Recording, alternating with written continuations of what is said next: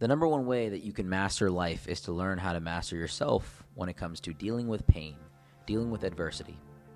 When we encounter pain as human beings, we look for comfort because our bodies, our mind, our psychology looks to maintain something called homeostasis. And it's not just homeostasis in bodily regulation and temperature, but it's more so in the psychology of who we are. We look for maintaining our constant state of peace and predictability. And this is funny because while we look to maintain homeostasis, we also look to invite volatility in aspects that create dopamine. So we like predictability, we like peace, but when things surprise us and they're beneficial to us, we like that even more. We like volatility with predictability. And this is also why people get very emotionally attached into toxic relationships, because the highs are very high. And sometimes those highs can outweigh and over-rationalize the lows of that relationship. We love to invite positive volatility into our life. But one thing I want to talk about is pain. Pain is a very powerful thing. Pain is fuel. Pain is gasoline. And pain should create a plethora of emotions for you, a cocktail of emotions, if you will. It should create sadness, frustration, anger, envy, hopelessness, maybe despair. Pain will create a lot of things in your life. But also, what you're missing here is that pain will create things. Pain has the ability to create. Many people think that pain just breaks down, but pain allows you to build, because what pain does is it causes you discomfort. And human beings perform their best in moments of stress, anxiety, and discomfort, because that is where your body kicks into overdrive. That is when your body says, I need to survive. When you are in survival mode, your adrenal response kicks up. You are more focused. Your attention is more dialed in. The ADHD goes away. You're not checking your cell phone when you're running away from a lion. You're not trying to tweet something when your house is on fire. You are dialed in because there's danger. And so we have learned to associate that adrenal response with a lot of things in life. Maybe our boss sends us an angry email. Maybe we're late on an assignment and we need to get it done. That's why procrastinators have an insane ability to work when the deadline comes up. See, procrastination is a very interesting thing. I'll hit on it for a second here. Many people that procrastinate have a tremendous work ethic when they're put against the wall. So the way that you actually can beat procrastination many times is to put yourself in a constant state of discomfort, to constantly introduce adversity in your life.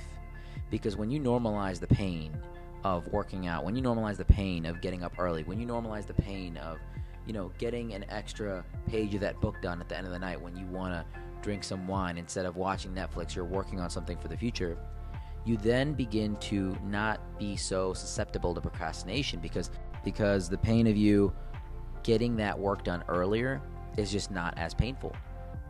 So you learn to not necessarily decrease the amount of pain, I should say. It's that you become more mentally resilient.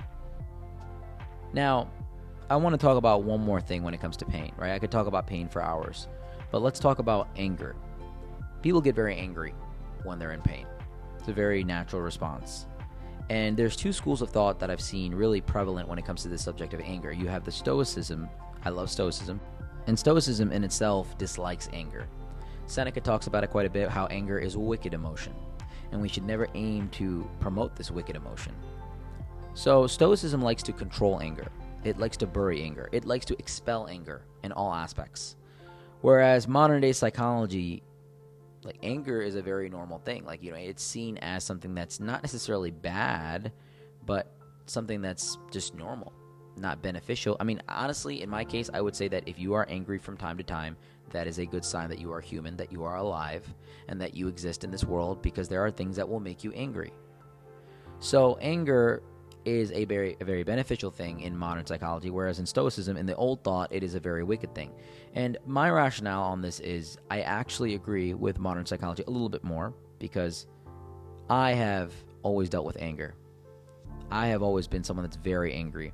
Anger is one of the most difficult things that I've dealt with in my life, but mastering my anger, controlling my tendency to be violent and loud and yell and frustrated, that is something that has allowed me to grow in so many different ways, and it's actually brought me a lot of peace. Most of the success that I have in my life comes from anger. I wouldn't say it all comes from anger, but a good amount of it was started by me being angry. And even though that was a very small percentage of it, it still was, I still attribute it to a lot of it, because if I had not started, I would have never really gotten it going, right? I think that the first step is always the hardest. So when I started my financial firm, when I started certain companies that I have, it was out of anger to become a better individual, to prove someone wrong, to show the world that I can. Whether it was my mother, whether it was people around me, whether it was relationships that did not work out, I wanted to prove to people that I was better. And this is interesting because, you would say, don't you want to do it for yourself? Don't you want to prove it for yourself? And that is correct. That is 100% correct. I should have done it to prove it to myself.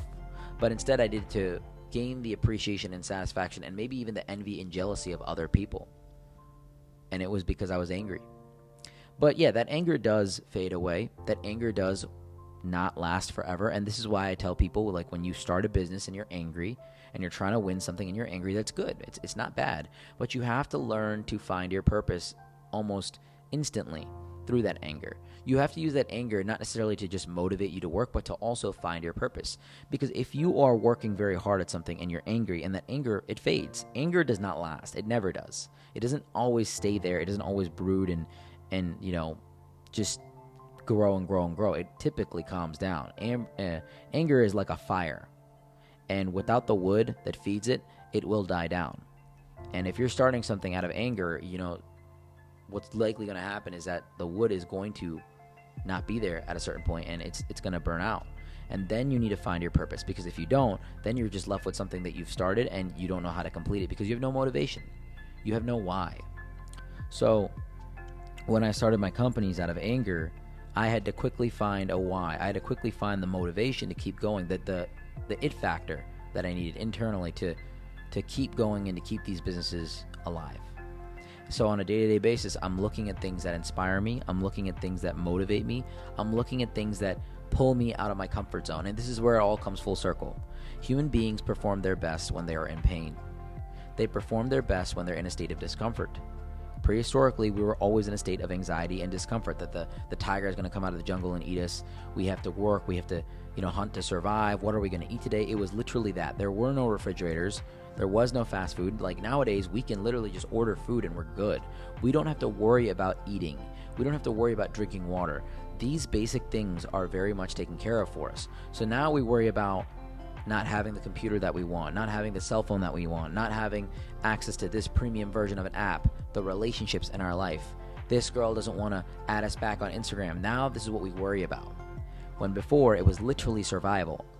And survival is much more serious. It's much more painful because there's a physical body response that is telling you, like, you need to survive from hunger, from thirst, from shelter, from cold, from heat. So the pain was always there. And because that pain was always there, we always worked harder. We did not procrastinate.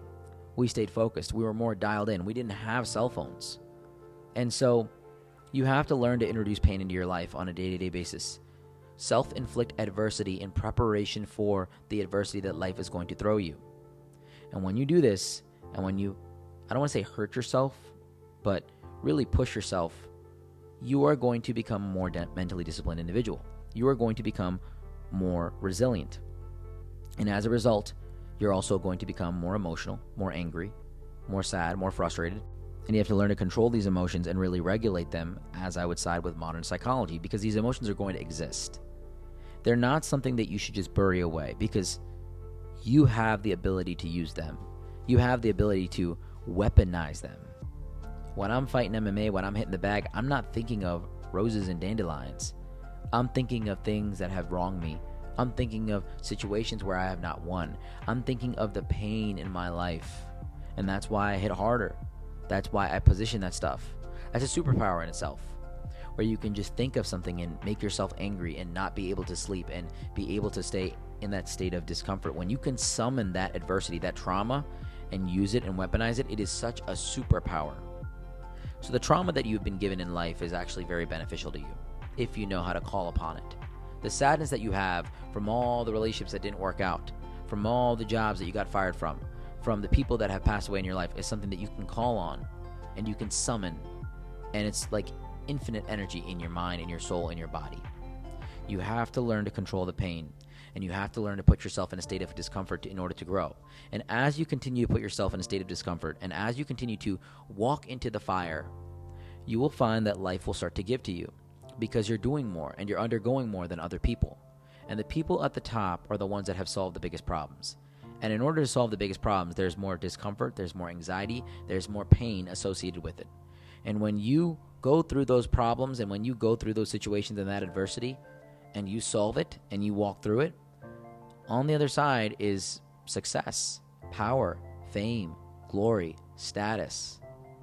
And that is what creates a very peaceful life, where you can then predict and you can then mold your surroundings and everything around you. So I hope this was helpful. I hope that you appreciate me jumping on here today and speaking to you for a little bit. I appreciate you for sure for taking the time out of your day to sit down with me wherever you are, in your car, whether you're showering, whether you're cooking a meal right now, whatever you're doing. I really, really appreciate you for listening to this podcast, this episode. If you guys ever want to connect with me, you can always message me on social media. There's a link in my bio where you can book with me. I'm always available on the Telegram app as well. I post a lot of stuff that I can't post on social media. I just launched that. Subscribe to my YouTube. Check out our podcast if you haven't done so already on all of our major platforms. And thank you so much for being with me here today. Till next time, guys. Sumi out.